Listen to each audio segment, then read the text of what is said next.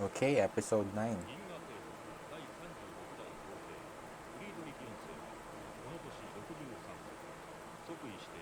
I wonder if.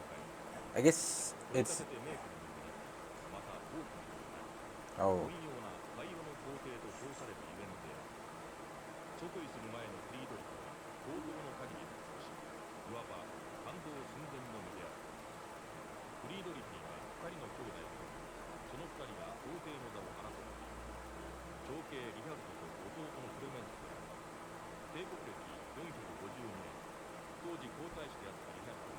Oh.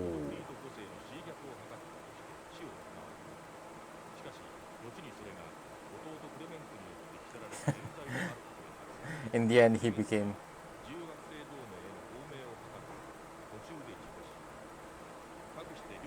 to his favorite.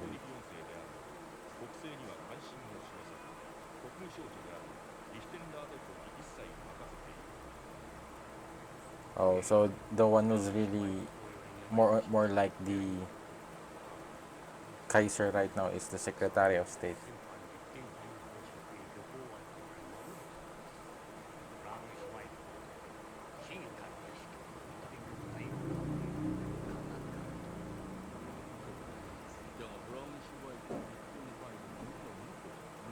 Yeah, it I never really saw him as that intimidating from the beginning. So I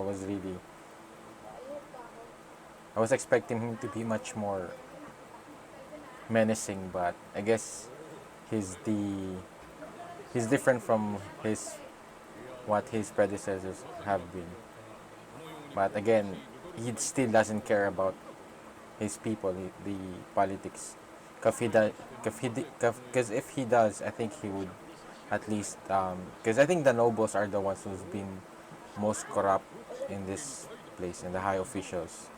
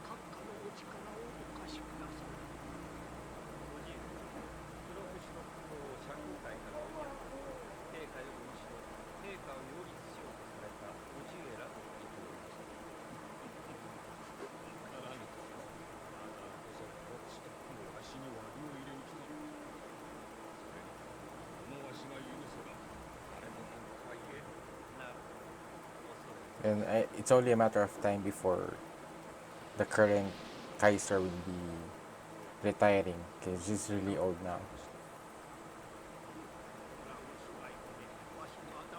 Oh.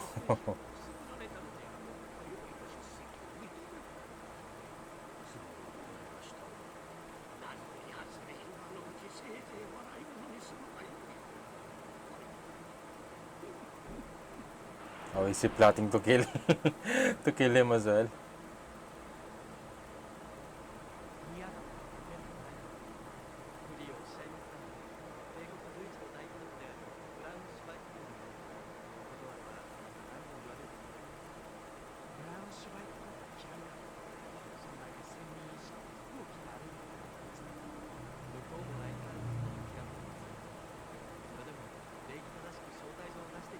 Just for formality.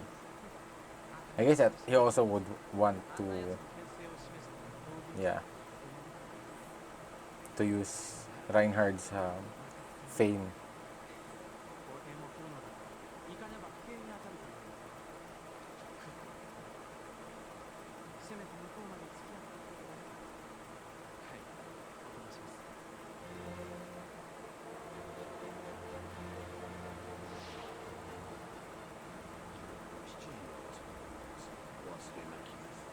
Oh, is it a bomb or a gun?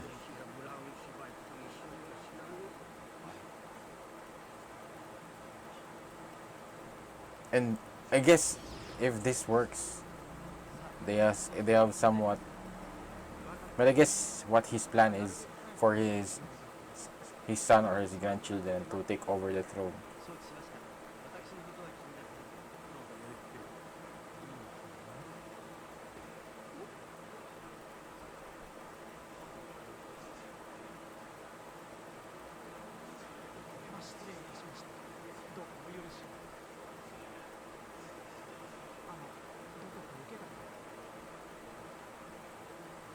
Why was he shocked?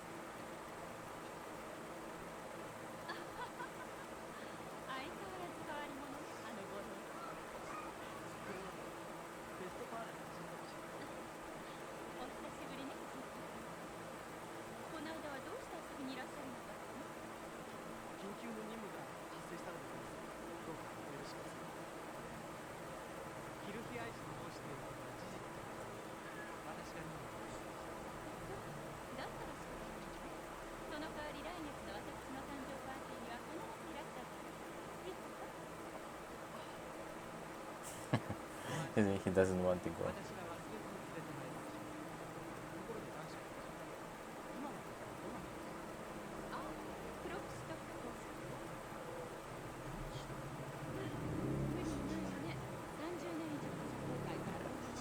So he was somewhat removed from the history, or I guess just from the public, so no one really recognizes him.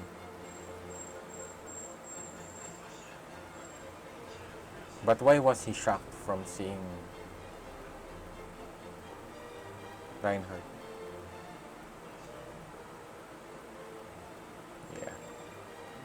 Guess his grievance towards his anger towards the throne. But it's not like Frederick really wanted to take over the throne. It's just that he's the only um, possible candidate to take over the throne. Because he's the only one who's not really done anything. I guess Klopstock was just framed by his brother.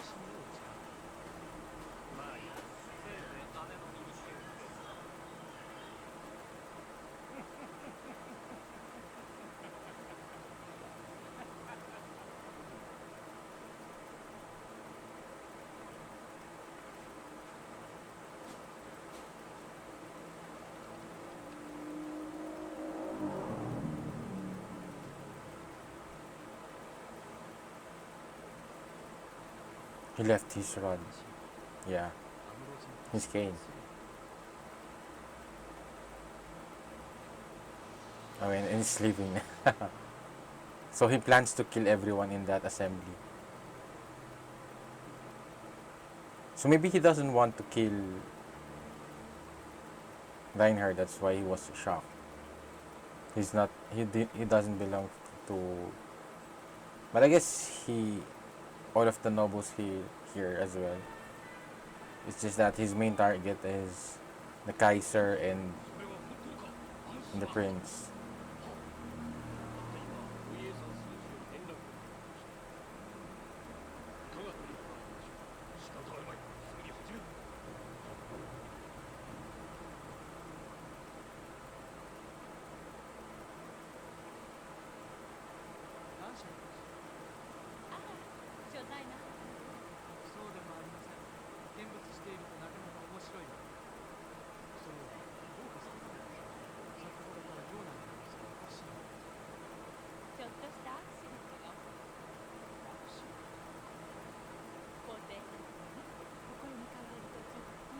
Oh, what a convenient.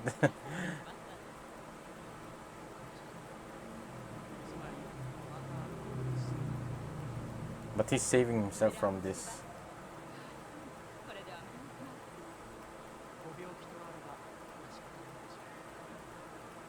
Or does they know? Do they know that something is? But I'm not sure if that's the case. But I feel like it's just really a coincidence. Yeah.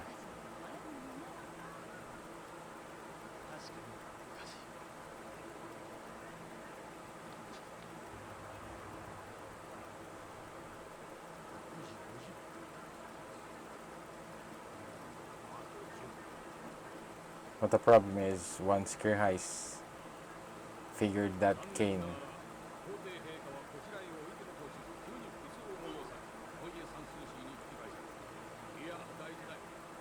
he would be the number one suspect. Klopstock.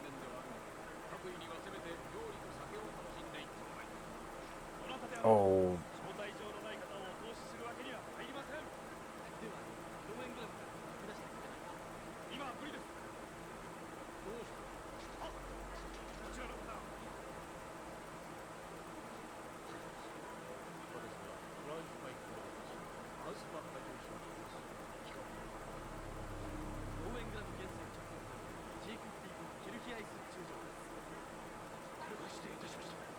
Yeah, he should have started with that. I guess he's not in uniform, but still, I think he should have he has a identification.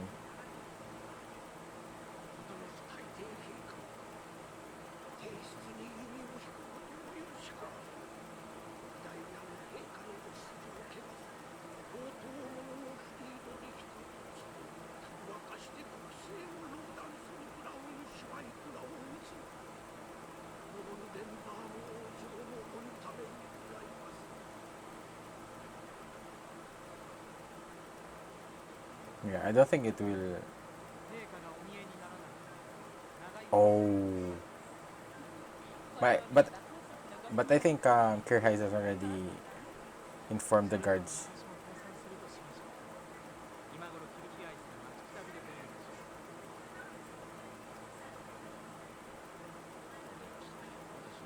Oh, but it will be too late.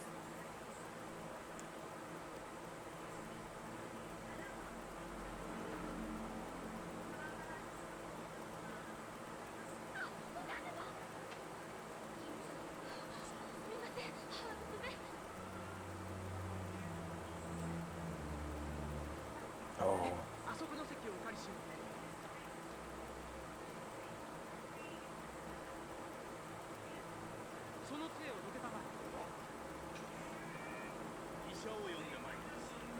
Oh, what a coincidence. Feel bad for that butler.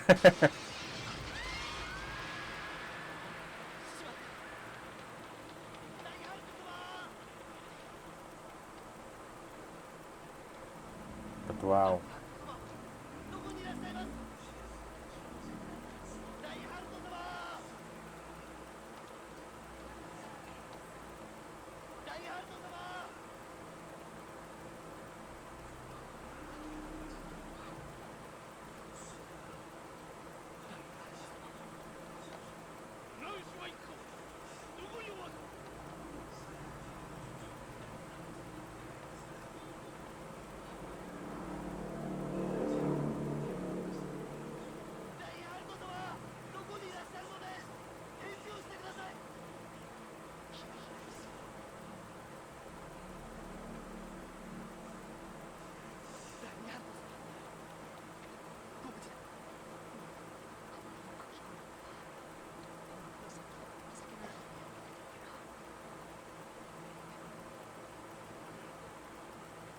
That was really close.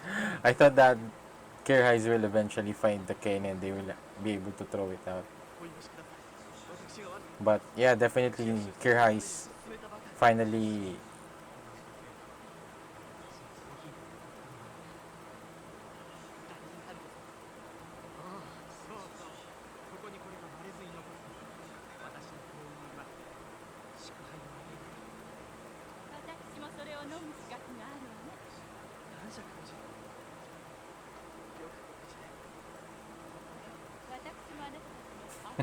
Yeah.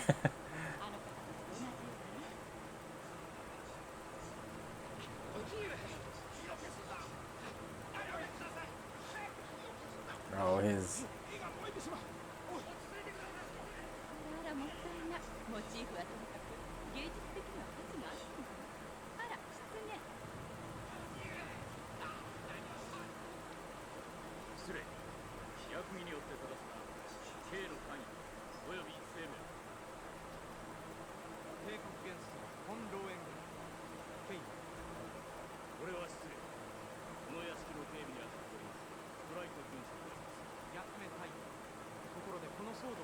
I think Kirhais will have to let them know. Yeah.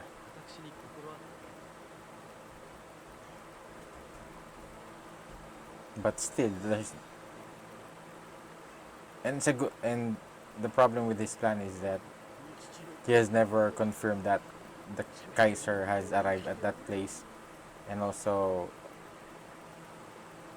I guess he should have placed it even.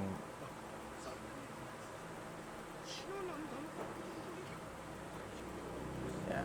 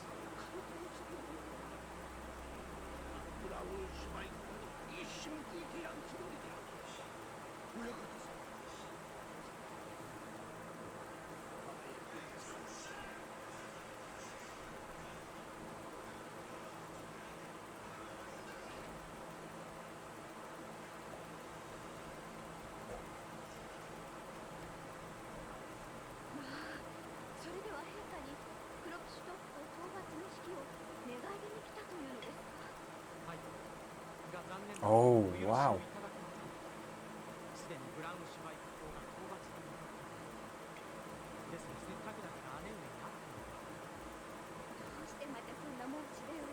So I guess he does still care for Klopstock,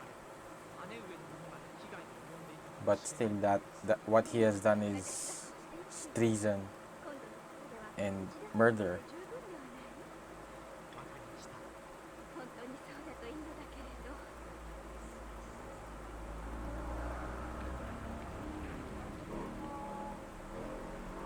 I think the prince will really be. Oh,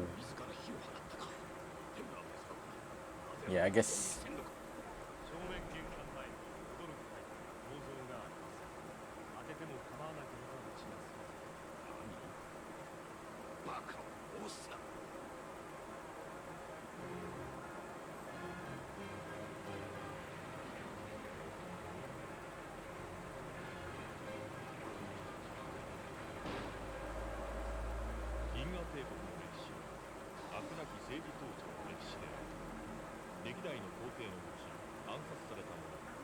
Five were assassinated. Yeah.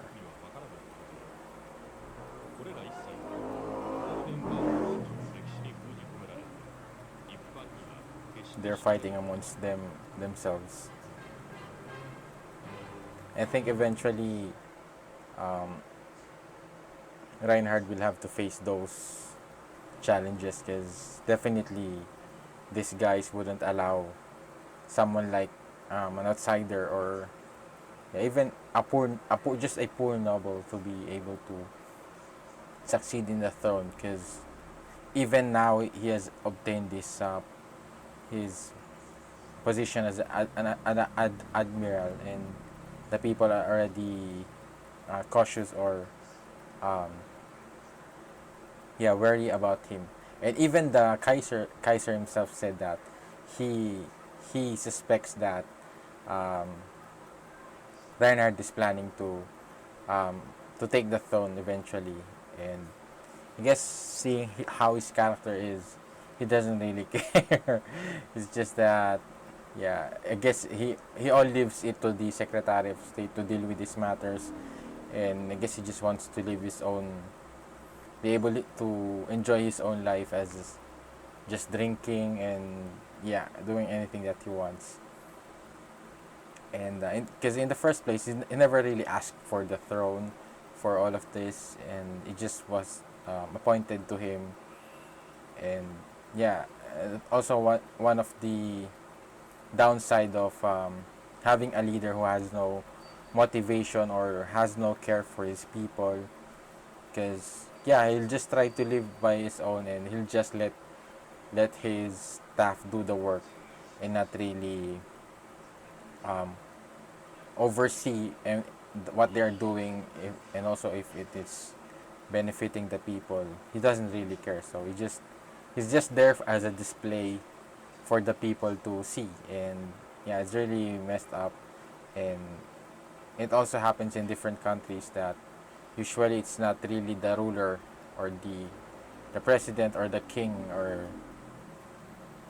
the one who's really doing the leadership, or who's really uh, trying to lead the country. Usually it's one of the officials who's influencing the office, the king or the president, or yeah, the one who's really doing the work, or the ones who's um, making the schemes, things like that. And if that person is somewhat corrupted, so yeah, he can definitely do what he wants, even though he's not the king. So yeah, I think that's one of the things that is the problem now with the empire. And in the opposite side of the alliance, it is Trunit who's really doing all those things. And the problem is he was elected as as the president of the alliance, but even though that was the case, he still, you can still see the corruption in him, because everything he does is just a front to make people like him as a propaganda. So yeah, you can never really say how. I guess it will eventually show on the results, or on the or on what happens to the people or to the country, if the leader really is competent, or he really cares for the his nation or his planet or things like that. And yeah, and you can see with the empire how much the corruption is, and that the nobles are doing whatever they want without any resistance, or without any responsibility, having any consequences of their actions. And the same, I guess it's somewhat different with the alliance. The problem is the war. They keep on going with the war, with the notion that they have to fight, keep on fighting, and to the benefit of Trunit on. And also because the main reason why the alliance was really made is for them to be freed from this empire, and for them to be able to live with freedom peacefully. But seeing how Fezan has been able to survive being a neutral country, and the empire is not really touching them, so which means it is possible that the alliance could do the same, but they still keep on fighting the empire, and um, keep on contesting, I guess, the territorial disputes. So yeah, because instead of negotiating more peacefully. So yeah, that's what I think. We've seen from this episode. So how about you guys? Just leave your comments down below and share your thoughts with regards to this episode. And if you think I've missed some details, if you would like to correct some things I've said, so I would really appreciate that as well. So also your perspective or your opinion with regards to this political matters. So yeah, so just share your comments. And also would like to thank my patrons for supporting me in doing this. If you want to support my channel and also have an early access, just check out the link in the description down below. And yeah, it will really help me a lot in creating more action videos like this in the future. So please do consider checking it out. Thank you again for being here. See you in my next video. Have a great day. Goodbye.